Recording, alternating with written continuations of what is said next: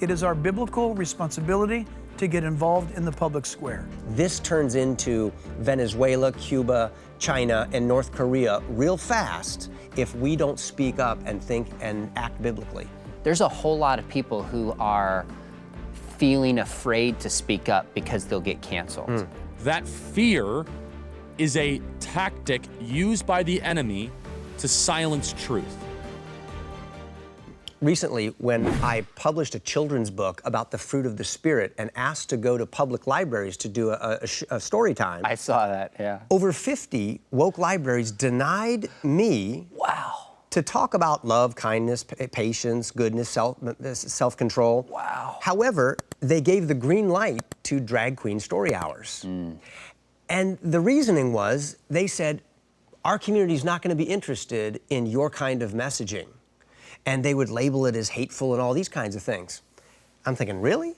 So I showed up there at those libraries after I reminded them that we have a constitutional right at a public library to talk about such things as love and joy and kindness and peace. And 2,500 people showed up. Oh my goodness. And overwhelmed the sixth floor of the Indianapolis Public Library. And what that said to me is, wait a minute. We do live in a cancel culture, but the perception is not always the reality. And there are those who want us to perceive that we are so in the minority and so archaic in our thoughts, believing the Bible, that nobody wants to hear it. And the opposite was true when I came to share about biblical wisdom.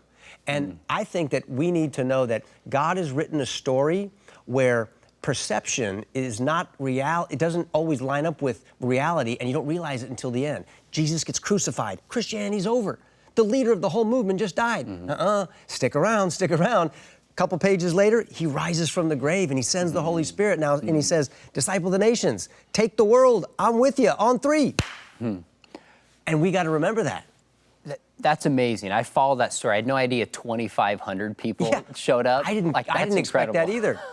And these were parents, grandparents, and in the middle of the Q&A that I facilitated after the story reading to the children, there were grandparents there who asked if we could please sing God Bless America in the public library. That's amazing. And you had teachers, librarians, children, and grandparents, and concerned Americans just saying, thank you for speaking up.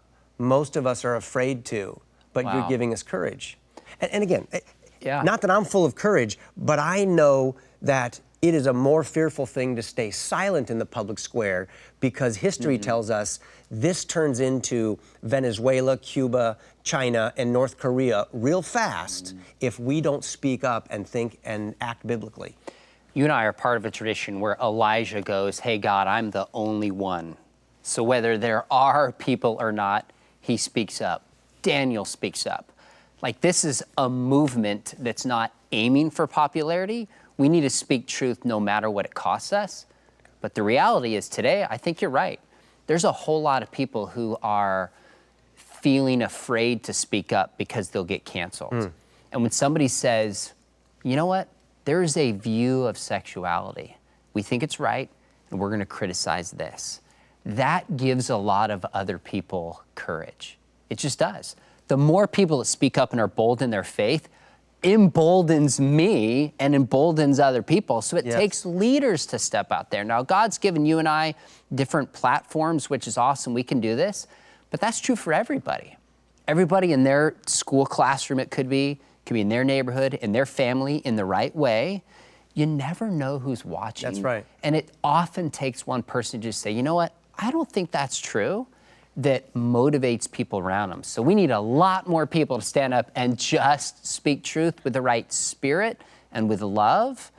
And I think you're right. There's an awful lot of people who would follow that. People say, what do I do? What do I do? I ask them, are you the same person publicly that you are privately? That's the most important thing that you just have to do. No more disguising yourself when you leave your home. No more that you got to put on the jersey of being kind of this like secular liberal when you're at work. No, you are living under the tyranny of other pressure. Yes, you might lose your job. Yes, you might lose your friends. But the moment that you have to now pretend to be somebody you're not in social situations, then they've won. The minute that breaks, then all of a sudden they're going to start to lose. Their power is in their ability to make us to conform. It is a biblical teaching to not conform to the ways of this world. Yet so often, Kirk, the number one piece of feedback I get on our program here on our podcast, and you've been on our podcast before, Kirk, I'd love to have everyone check it out, is that they tell us, Charlie, I'm afraid I will lose this. And I say, that fear is a tactic used by the enemy to silence truth. Right. And that fear is understandable. But if you succumb to that fear, then all of a sudden you are playing into the greatest weapon used by the opposition. It is our biblical responsibility to get involved in the public square. Absolutely.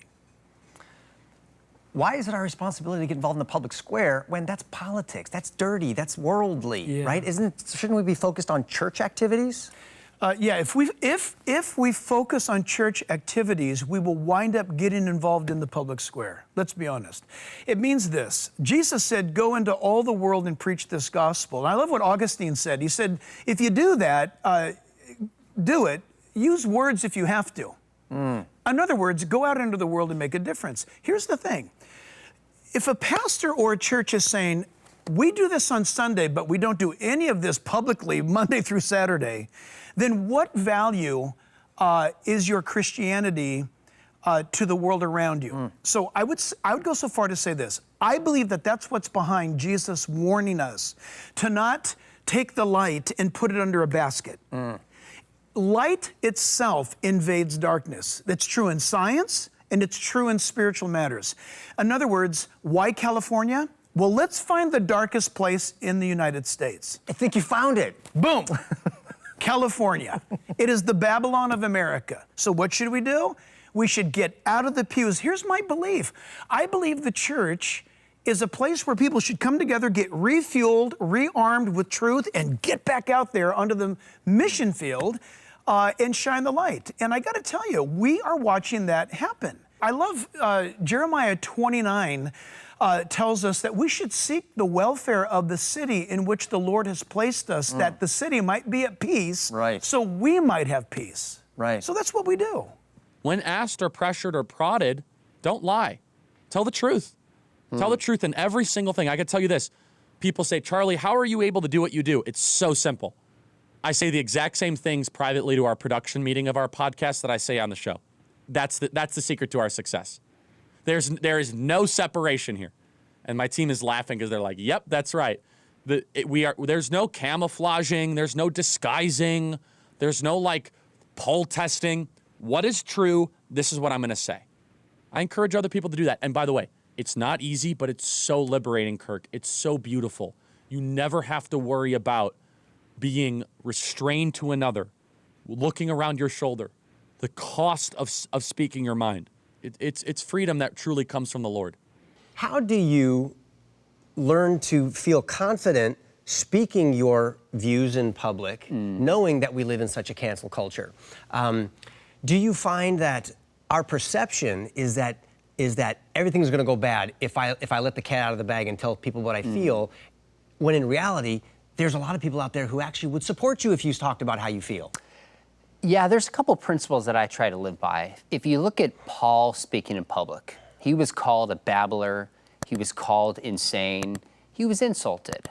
So you and I believe a faith that a guy died and on the third day rose from the grave. A donkey talked in the Bible. We believe some crazy stuff. So if we're going to speak in public, people are going to criticize us, period. So I'm not playing to win the audience in the sense of approval and likes and clicks. More than anything, I want to be faithful.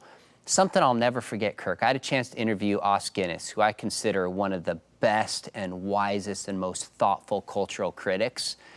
And he's probably in his 70s, written a bunch of books. I said, Os, what is your legacy going to be? And I'll never forget it. He looked at me and he goes, Sean, legacy is a secular idea. All that matters is you stand before God and God says, well done, my good and faithful servant.